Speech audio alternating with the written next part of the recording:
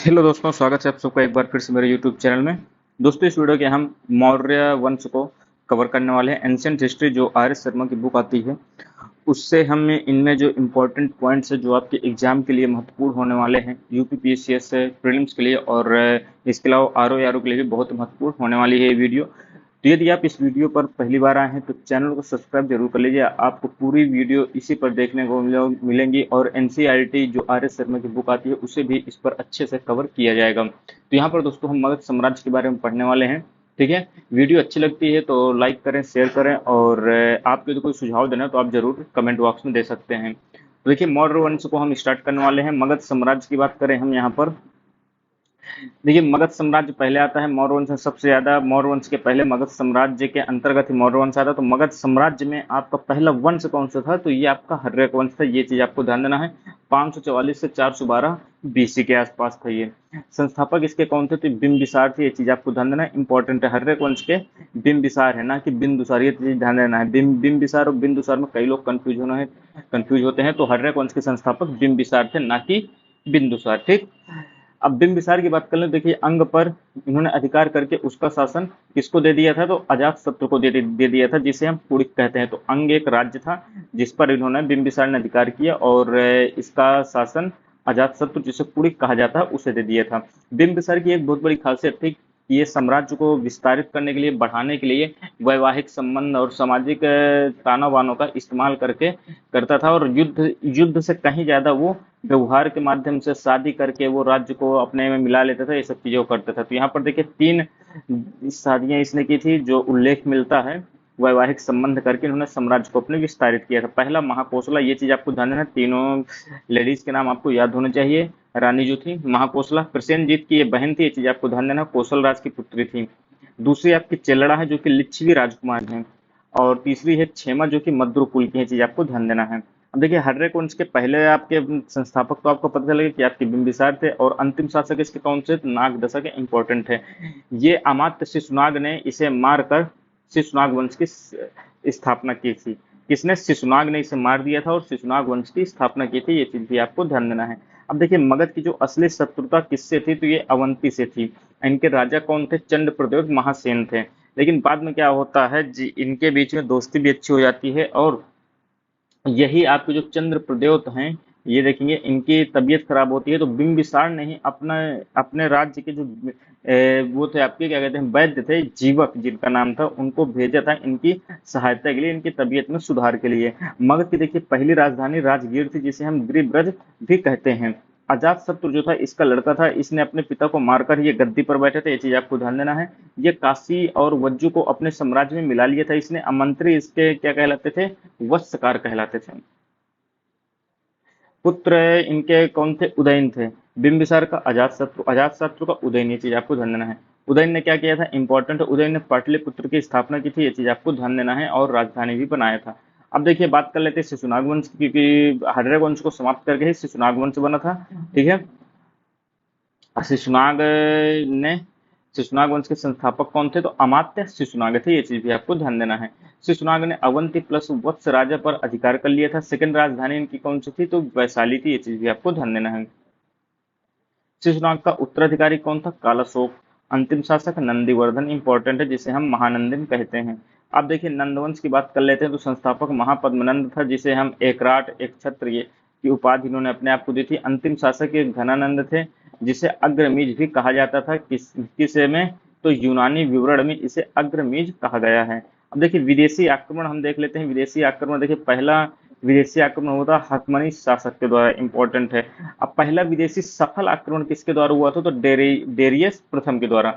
अभिलेखों में हिंदू शब्द का उल्लेख मिलता है। ठीक है, ये चीज भी आपको ध्यान देना है। अब देखिए, सिकंदर के आक्रमण की बात कर लेते हैं। सिकंदर का आक्रमण आपका 326 बीसी में भारत में होता है। समकालीन शासक कौन थे उस समय, आम्भी थे, जो कि तक्षशिला के राजा थे और इन्होंने हार मान ली थी। दूसरे थे पोरस, पुरु, जो पोरस का युद्ध आपका जाना जाता है। ठीक है। अब आगे देखते हैं सेनापति कौन थे इसके, सिकंदर के, तो आपको ध्यान देना है, सेल्यूकस निकेटर थे किसके, सिकंदर के। अब यहाँ ये इंपॉर्टेंट है, हाइडे स्पीच का युद्ध आपका पहले तक्षशिला इन्होंने जीता था, जो कि हार मान ली थी आम्भी ने। और झेलम नदी के तट पर पोरस से युद्ध हुआ था, जिसे हम पोरस का युद्ध, झेलम का युद्ध भी कहते हैं। कब हुआ था ये आपको ध्यान देना है। 323 बीसी में इनकी मृत्यु हो जाती है, किसकी? सिकंदर की, बेबीलोन में। अब देखिए मौर्य साम्राज्य की बात कर लेते हैं, मोस्ट इंपॉर्टेंट है ये टॉपिक। मौर्य साम्राज्य 322 बीसी से 125 बीसी के आसपास चलता है। चंद्रगुप्त मौर्य बहुत ही महान शासक थे। चंद्रगुप्त मौर्य 322 से 298 बीसी के बीच में रहते हैं। इन्होंने नंद वंश के जो अंतिम शासक थे घनानंद को पराजित कर दिया था और साम्राज्य की नींव डाली थी। मुद्रा राक्षस की बात करें तो मुद्रा राक्षस को किसने लिखा था? तो विशाख दत्त ने लिखा था, ये चीज भी आपको ध्यान देना है। मुद्रा राक्षस में चाणक्य की कूटनीतिक चालों का वर्णन मिलता है। चंद्रगुप्त मौर्य को देखो सामान्यतः शूद्र या वृषल जाति का माना जाता है, ये चीज भी आपको ध्यान देना है, ठीक है। कई जगह ये जानकारी मिलती है कि शूद्र या वृषल जाति का। 305 बीसी में सिलुकस निकेटर जो है पराजित हो जाता है। सेलुकस निकेटर किसका सेनापति था? तो ये आपके सिकंदर का सेनापति था। सेलुकस निकेटर जब पराजित हो जाता है तो इसके जो क्षेत्र थे हेरात, कंधार, काबुल और मकरान, हेरात, कंधार, काबुल और मकरान, इन सबको चंद्रगुप्त मौर्य को सौंपना पड़ता है। इसकी पुत्री थी कार्नेलिया। कार्नेलिया की शादी इसने चंद्रगुप्त मौर्य से की थी। अब ये इंपॉर्टेंट है, सोहगौरा प्लस महास्थान अभिलेख जो है इनमें अकाल के दौरान राजकीय सहायता का उल्लेख मिलता है। ये चीज भी आपको ध्यान देना, पहली बार राजकीय सहायता का उल्लेख मिलता है, ठीक है। सोहगौरा प्लस महास्थान अभिलेख से। अंतिम समय में ये कहाँ चले गए थे? तो श्रवण बेलगोला में चले गए थे। जैन धर्म से प्रभावित थे और जैन धर्म में ही शामिल हो गए थे, ये चीज आपको ध्यान देना हो। और ये जो श्रवण बेलगोला गए थे तो ये भद्रबाहु के साथ गए थे, ये चीज आपको ध्यान देना है। और जो लोग पाटलिपुत्र में रुक गए थे, पिछली वीडियो में मैंने जैन धर्म में भी ये बात आपको समझाई थी, जो लोग पाटलिपुत्र में रुक गए थे उन्हें हम क्या कहते हैं? भैया भद्रबाहु के साथ आए थे, वो स्थूल भद्र के साथ आपके पाटलिपुत्र में ही रुके थे, जिसे हम श्वेतांबर कहते हैं, ये दिगंबर कहलाते हैं, ये चीज आपको ध्यान देना है। अन्य नाम कौन से हैं आपके चंद्रगुप्त मौर्य के? तो स्ट्रैबो है, एरियन है, सेंड्रोकोटस है। दरबारी इनका कौन था? मेगास्थनीज था। सर्वप्रथम दक्कन की इन्होंने विजय की थी। अर्थशास्त्र की बात कर लेते हैं, इंपॉर्टेंट 7 सप्तांग का वर्णन किया जाता है। अब ये सप्तांग कौन कौन से हैं? तो देखिए स्वामी है, अमात्य, जनपद, दुर्ग, कोष, दंड, मित्र, ठीक है। और जो अर्थशास्त्र, यह अर्थशास्त्र आपकी कौटिल्य के द्वारा जो लिखी गई थी, यानी चाणक्य के द्वारा, तो उसी बुक की बात हो रही है। उसमें 7 सप्तांग है और 15 अधिकरण में ये विभाजित है, चीज आपको ध्यान देना है। सुदर्शन झील की बात कर लेते हैं, तो इनके सामंत थे पुष्यगुप्त थे, जिन्होंने इसका निर्माण कराया था। इन्होंने नहर निकलवाई थी, नहर जो है सुदर्शन झील में आपके निकलवाई थी। किसने निकलवाई थी? तो ये आपको ध्यान देना, अशोक जब राजा बन गए थे उनके राज्यपाल थे तुषास्पी, ये चीज आपको ध्यान देना है। सुदर्शन झील का देखिए निर्माण पुष्यगुप्त ने कराया, जो कि चंद्रगुप्त मौर्य के सामंत थे। यहाँ पर ही आपके नहरें किसने निकलवाई? तो अशोक के जो राज्यपाल थे तुषास्प ने यहाँ पर नहरें निकलवाई थी। अब आगे है आपका बिंदुसार के बारे में। बिंदुसार की बात कर ले तो 298 से 273 बीसी के बारे में, यहाँ पर थोड़ा अच्छे से दोस्तों दिख नहीं रहा, लेकिन आपको मैं बता रहा हूँ। आपको इस यहाँ पर देखिए ये लिखा है 298 बीसी से 273 बीसी, ठीक। अब यहाँ पर देखिए बिंदुसार के बारे में अन्य नाम क्या क्या कहते हैं इसके? अमित्र केटस था, अमित्र घात था, अमित्र केटस यूनान में कहा जाता था, यूनानी भाषा में। अमित्रा खई ये आपके संस्कृत भाषा में। सिंहसेन जैन ग्रंथ है। मद्रसार ये आपके इसके प्रमुख नाम हैं। आजीवक संप्रदाय का प्रवर्तक था, इंपॉर्टेंट है। बिंदुसार आजीवक संप्रदाय का था। चंद्रगुप्त मौर्य जैन धर्म से संबंधित है। अशोक आपका बौद्ध धर्म से रिलेटेड निकलता है। तो तीनों अलग अलग है, चीज आपको ध्यान देना है। दरबारी भविष्यवक्ता कौन थे? तो पिंगाल व्रास, यानी आपके जो भविष्य देख सकते थे उनके बारे में बात हुई कि दरबारी इनके कौन थे। तो ये पिंगला वास्तव थे। सीरिया के शासक थे एंटियोकस। इनसे इन्होंने 3 वस्तुएं मंगाई थी। सीरिया के शासक एंटियोकस से 3 वस्तुएं मंगाई थी। वो कौन कौन सी थी? ये कई बार एग्जाम में पूछा जा चुका है। मीठी मदिरा मंगाई थी, सूखी अंजीर मंगाई थी और दार्शनिक मंगाया था। राजदूत डाइमेकस जो है ये आता है एंटियोकस ने इसे भेजा था। एंटियोकस जो सीरियाई शासक था, इसने एक राजदूत भेजा डाइमेकस को। ये चीज आपको ध्यान देना। डाइमेकस किसके समय में आया था? बिंदुसार के समय में आया था। दरबार में इनके पीएम कौन था? तो खलवाटक था। तक्षशिला में विद्रोह को किसने दबाया था इनके समय में? तो अशोक ने दबाया था। अशोक किसका पुत्र था? तो आपके बिंदुसार का पुत्र था। तक्षशिला की बात कर लेते हैं तो चाणक्य आचार्य थे, इसी के तक्षशिला के ही आचार्य थे। अब देखिए अशोक की बात कर लेते हैं। अशोक का जो वास्तविक जो आपका राज्याभिषेक के 269 बीसी में होता है। अन्य नाम की बात कर लेते हैं तो इनके अन्य नाम क्या थे? अशोक अशोक वर्धन थे, जो कि आपके पुराणों में इसका उल्लेख मिलता है। राजा बनने से पूर्व उज्जैन के राज्यपाल थे। अशोक स्तंभ की खोज किसने की थी? इंपॉर्टेंट है, टिफेंतलर ने की थी दिल्ली 1785 में। अशोक के अभिलेखों को सबसे पहले पढ़ा कितने था? तो जेम्स प्रिंसप ने 1837 में। बौद्ध धर्म की दीक्षा इन्होंने किससे ली थी? जो उपगुप्त से ली थी, जो कि भिक्षु थे, बौद्ध भिक्षु थे। इनकी माता का नाम क्या था? शुभद्रांगी नाम था। और श्रीलंका धर्म प्रचार के लिए इन्होंने किसे भेजा था? तो महेंद्र और संघमित्रा को, जो कि इनके बेटे और पुत्र थी। ये चीज आपको ध्यान देना है। अब देखिए, अशोक के समय में अभिलेखों के बारे में जानकारी ले लेते हैं, जो कि महत्वपूर्ण है आपके लिए। एग्जाम के पॉइंट ऑफ व्यू से बहुत ही ये महत्वपूर्ण है। देखिए, शिलालेख, स्तंभलेख और गुहालेख, तीन प्रकार के अभिलेख है: शिलालेख, स्तंभलेख, गुहालेख। अब देखिए, बृहद शिलालेख के अंतर्गत ही आपका बृहद शिलालेख आता है। इनकी संख्या 14 थी, ये चीज आपको ध्यान देना है। इनमें देखिए निम्न स्थल हैं जहाँ पे मिलते हैं: सहबाजगढ़ी में, कालसी में, मानसेहरा में, गिरनार में, धौली में, जौगढ़ में, सोपारा में। ठीक है, ये चीज आपको ध्यान देना। पहला अभिलेख में अशोक की प्रजा को उसका संतान बताया गया है। और पहले ही अभिलेख में आपके पशु बलि की निंदा की गई है, उत्सव समारोह को प्रतिबंधित किया गया है, इस ऐसी जानकारी मिलती है। सेकंड शिलालेख में आपके मनुष्य और पशु के लिए निःशुल्क अस्पताल यानी चिकित्सालय की बात यहाँ पर मिलती है, निर्माण की। और यहाँ पर देखिए, चेर, चोल, पांड्य और ताम्रपर्शी, जिसे हम श्रीलंका में शासन कर रहा था, जैसे दक्षिणावर्ती राज्यों का उल्लेख भी आपके सेकंड शिलालेख में मिलता है। अब देखिए, फर्स्ट में आपका देखिए संतान की बात की गई है कि अशोक की जो भी जनता है वो अशोक की संतान है। सेकंड में अस्पतालों की जानकारी मिलती है, पशुओं के लिए और आम मनुष्यों के लिए भी। और इसी में ही आपके दक्षिणावर्ती जो साम्राज्य थे, चेर, चोल, पांड्य और जो श्रीलंका का शासन था, ताम्रपर्णी, इनके बारे में जानकारी मिलती है। आपको देखिए, इसके बाद इंपॉर्टेंट है वो है आठवां शिलालेख। इसमें धम्म यात्रा का वर्णन मिलता है, कहाँ कहाँ? बोध गया, बोधि वृक्ष में, इंपॉर्टेंट है। इसके बाद है नौवां आपका है अनुष्ठानिक रीतियों की आलोचना की बात करता है ये, यानी जो अनुष्ठानिक रीतियां थी उनका विरोध अशोक के द्वारा किया जाता है। यहाँ पर देखिए, नैतिक आचरण पर भी बल दिया गया है। अब देखिए, 13वां है, मोस्ट इंपॉर्टेंट है। इसी पर ही आपके कलिंग युद्ध का उल्लेख मिलता है, जो कि आपके 261 बीसी में होता है। अब देखिए, 13वें अभिलेख की चर्चा देख लेते हैं। 13वें अभिलेख में जो है आपके किस किस राजा की चर्चा है और किन किन चीजों की चर्चा है। तो देखिए, सीरिया का राजा कौन सा था? तो एंटियोकस सेकंड था उस समय। ठीक है, अशोक के समय में, जब आपका कलिंग का द्वितीय युद्ध हुआ था। ये चीज आपको ध्यान देनी है।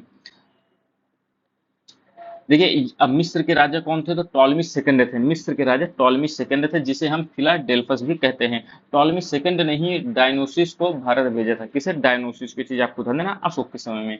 मकदूनिया का राजा कौन था? तो एंटीगोनस था, मकदूनिया का एंटीगोनस। एपिरस का कौन था? तो एलेक्जेंडर था। ये चीज आपको ध्यान देना है।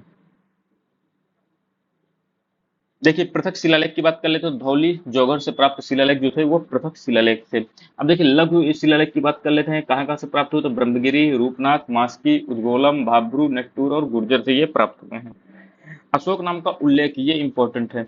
अशोक नाम का उल्लेख किन किन लेखों में मिलता है? आपका मास्की, गुर्जरा, उद्गोलमा, नेट्टूर में आपके क्या कहते हैं, अशोक नाम का ही उल्लेख मिलता है।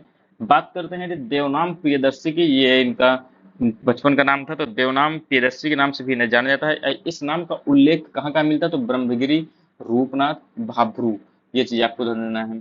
अब भाब्रू में ही आपके बौद्ध धर्म में आस्था की बात इसमें की गई है, इसमें उल्लेख मिलता है। ठीक है, भाब्रू में। अब आगे बात कर लेते हैं स्तंभ लेख के बारे में। दीर्घ स्तंभ लेख है ये आपके प्रयाग स्तंभ लेख। प्रयाग स्तंभ लेख पहले कौशाम्बी थे, जो कि आपके इसे अशोक ने बनवाया था, लेकिन इसके बाद इसे अकबर जो है इलाहाबाद ले आता है। ये चीज आपको ध्यान देना है। क्या नाम है इसका? प्रयाग स्तंभ लेख, जैसा कि नाम से ही पता चल रहा है। बस ये ध्यान देना है आपका, पहला ये कौशाम्बी में था। दिल्ली टोपरा की बात कर लेते हैं, दिल्ली टोपरा लेख की। तो इसमें जो है टोपरा से दिल्ली लाया गया था, इसे टोपरा से दिल्ली इस लेख को लाया था, इसने लाया था फिरोज शाह तुगलक लाया था। ठीक है, दिल्ली मेरठ की बात करें तो मेरठ से दिल्ली से लाया गया है, किसके माध्यम से? फिरोज शाह तुगलक के ही माध्यम से। आगे बात कर लेते हैं लघु स्तंभ लेख की। तो देखिए, कौशाम्बी स्तंभ लेख है, इसको हम रानी का अभिलेख भी कहते हैं। कौशाम्बी स्तंभ लेख को हम रानी का अभिलेख भी कहते हैं। इस पे अशोक की पत्नी कारुआकी और पुत्र तीवर बताया गया है। ये चीज आपको ध्यान देना है। अब देखिए, रुम्यन देव स्तंभ लेख की बात कर लेते हैं। अशोक ने लुम्बिनी में धार्मिक कर को माफ कर दिया था, ये चीज इंपॉर्टेंट। रुम्यन देव जो है, इसमें अशोक ने लुम्बिनी में धार्मिक कर माफ कर दिया, ऐसी जानकारियां मिलती हैं। भू राजस्व की राशि को 1/6 से 1/8 कर दिया गया था, यानी इसे घटा दिया गया था। आर्थिक अभिलेख भी इसे कहा जाता है, किसे? रुम्मेन दे का अभिलेख। सबसे छोटा स्तंभलेख है ये, कौन सा? रुम्मेन देई। अब देखिए जूनागढ़ शिलालेख की बात कर लेते हैं, तो ये आपका जूनागढ़ शिलालेख रुद्र दामन का है। चंद्रगुप्त मौर्य और अशोक के उल्लेख मिलता है अशोक का। इस पे देखिए चंद्रगुप्त मौर्य का प्रभाव पश्चिमी भारत में था, ये इसके इसके माध्यम से जानकारी मिलती है, ठीक है। गुहा लेक की बात कर लेते हैं। गुहा लेक आपके बराबर पहाड़ी जो आपके बिहार में पाई जाती है वहां मिलता है, कौन सा? गुहा लेक। इसमें देखिए 3 गुफाओं पर अशोक के लेख उत्कर्षित मिलते हैं। बराबर की पहाड़ियां जो कि आपके बिहार में ही है, इसमें अशोक ने आजीवक संप्रदाय के लिए 4 गुफाओं का निर्माण कराया था।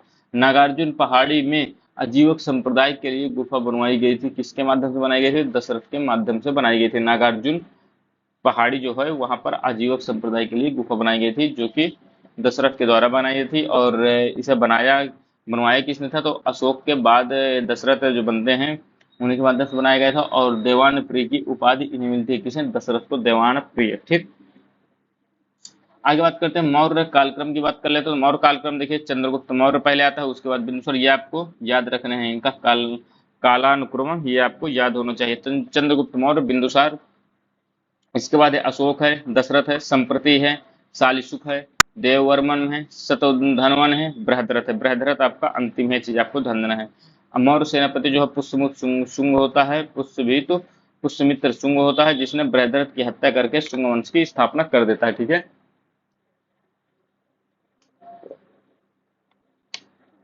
आगे बात करते हैं हम सांची स्तूप की।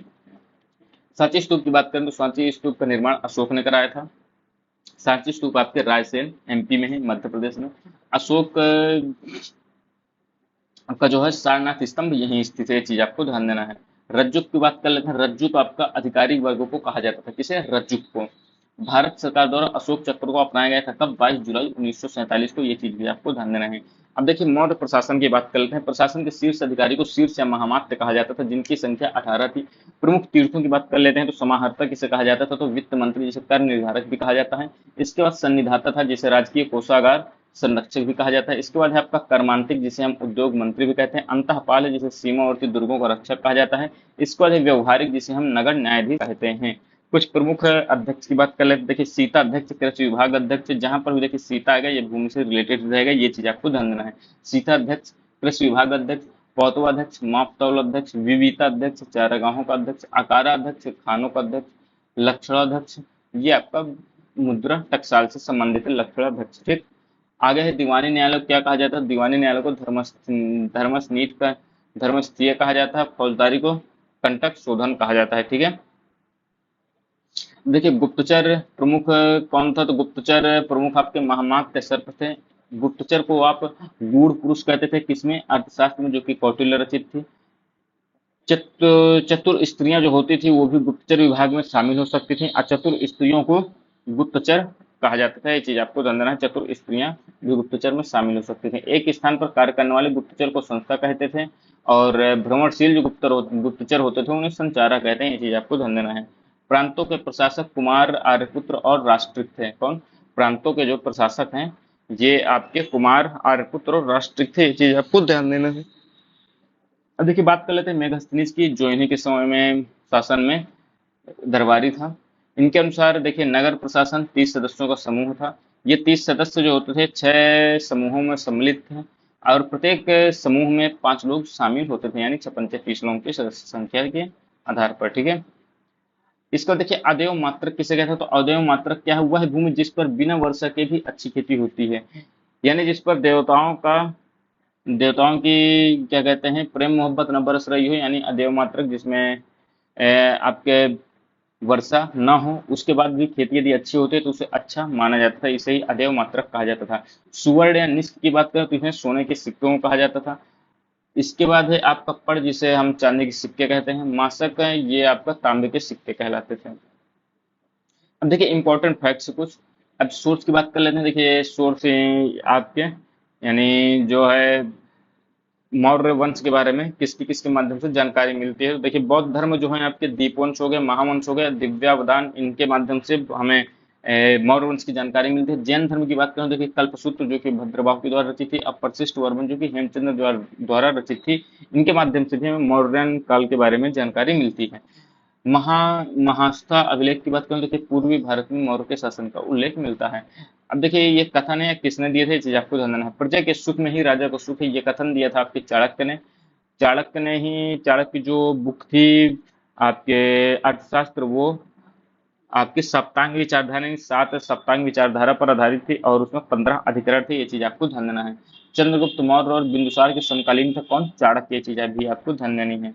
अशोक की बात कर लेते हैं। अशोक देखिए, अशोक ने कश्मीर का जो श्रीनगर शहर है उसको बसाया था। असम, चेर, चोल, पांड्य पर शासन इसने नहीं किया था। राजुक पद की बात करें तो राजुक पद दंड और पुरस्कार दोनों के लिए पद बनाया गया था। कथन की बात करें, राजो को पितृतुल्य माना जाए, ये अशोक के द्वारा कथन थे। कब कहा था, कलिंग युद्ध के समय में, जो कि कब हुआ था ये आप कमेंट बॉक्स में बताएंगे, ठीक है।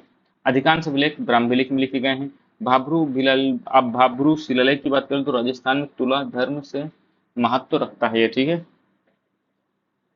आगे बात करें अर्थशास्त्र, जिसे हम राजनीति शास्त्र भी कहते हैं। अर्थशास्त्र देखिए नाम से तो अर्थ यानी रुपयों से संबंधित है, लेकिन अर्थशास्त्र में चंद्रगुप्त मौर्य के समय में राजनीतिक राजनीतिक परिस्थितियों का इसमें उल्लेख मिलता है। सप्तांग का उल्लेख है, राजा है, अमात्य हो गया, दुर्ग हो गया, कोप हो गया, मंत्री हो गया, मित्र हो गया, दंड हो गया, सेना।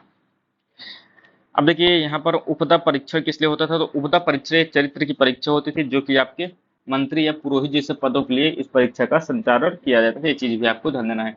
शीर्षस्थ अधिकारियों की बात कर लेते हैं। देखिए 18 तीर्थ थे जो उच्च अधिकारी थे, इसमें देखिए प्रदेष्टा प्रमुख होता था, फौजदारी मामलों का न्यायाधीश होता था, नागरक नगर न्यायाधीश, अंतपाल सीमावर्ती क्षेत्र के अधिपति, आटविक वन विभाग प्रमुख, दौवारिक ये आपके राजमहल देखभाल से संबंधित है। देखिए स्थानीय प्रशासन की बात कर लें, इंपॉर्टेंट है। इसमें देखिए 800 गांव यदि स्थानिक कहते थे, 400 गांव है तो द्रोणमुख, 200 गांव है तो खारवाटिक, 10 गांव है संग्रहण, और यदि एक गांव है तो उसे गांव ही कहा जाता था, ठीक है। शब्दावलियों की बात कर लेते हैं। देखिए भाग का मतलब क्या है, ऊपर उपज का हिस्सा।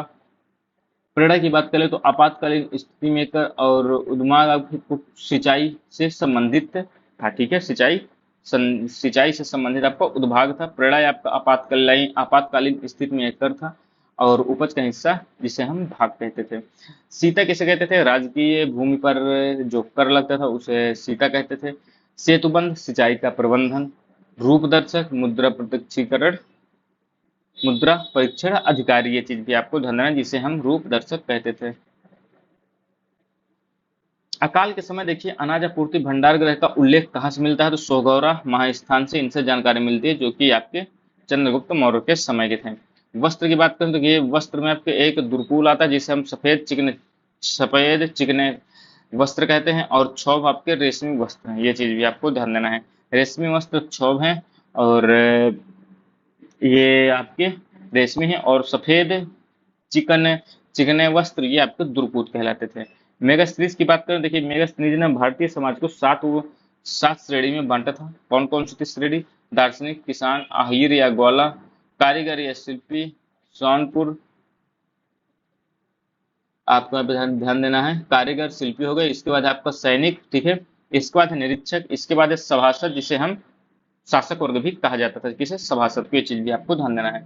अब देखिए चाणक्य की बात कर लेते हैं। चाणक्य ने जो है दोस्तों दास प्रथा का उल्लेख करते हैं। 9 प्रकार की इन्होंने दास प्रथा बताई थी। इसमें देखिए स्त्री को असूर्यपस्या कहा, जो कि आपकी बुरी स्त्री होती है उसे असूर्यपसा कहा, और जो स्त्री आपके राज्य की गुप्तचर विभाग में थी उसे रूपा जीवा कहा गया था। वैश्यव्रत राज्य में मान्यता प्राप्त है, ये चीज भी आपको ध्यान देना है।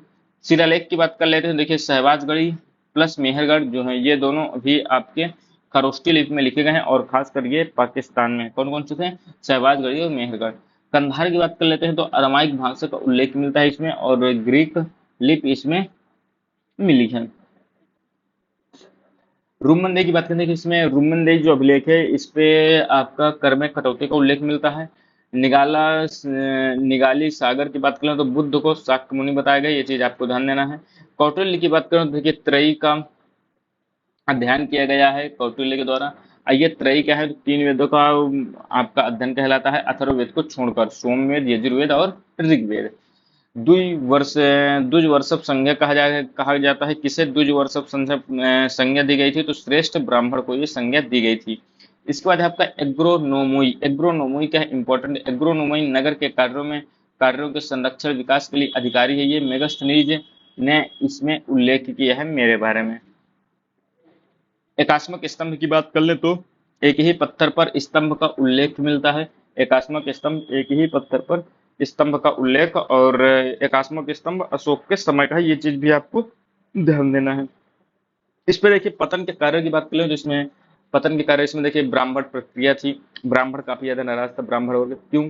क्योंकि देखिए मौर्य वंश था, ये आप मैंने शुरू में ही बताया था। जो आपके, एक सेकंड, यहाँ पर आप देखेंगे ना, जो आपके मौर्य काल था, तो मौर्य काल को आप देखेंगे जो, एक सेकंड दोस्तों, यहाँ पर कहाँ गया, यहाँ पर मैंने आपको बताया था। मौर्य साम्राज्य में देखिए चंद्रगुप्त मौर्य था, ये शूद्र या ब्रसल जाति के थे, तो इसलिए काफी ज्यादा विरोध भी इनको देखने को मिला था। ठीक है, अब आगे इसमें क्या क्या और जानकारी है, या यहाँ पर देखिए पतन के कारण में ब्राह्मण प्रतिक्रिया हो गई। ब्राह्मण काफी ज्यादा विरोधी हो गए थे। वित्तीय संकट हो गया था, क्योंकि काफी ज्यादा इन्होंने लिबरल चीजें लागू की हैं। टैक्स वगैरह नॉर्मल रखे थे, नॉर्मल शासन कर रहे थे। इसके कारण से वित्तीय संकट भी उपलब्ध होने लगा था। और देखिए चंद्रगुप्त मौर्य के समय जो अकाल पड़ा था, इसके कारण से भी।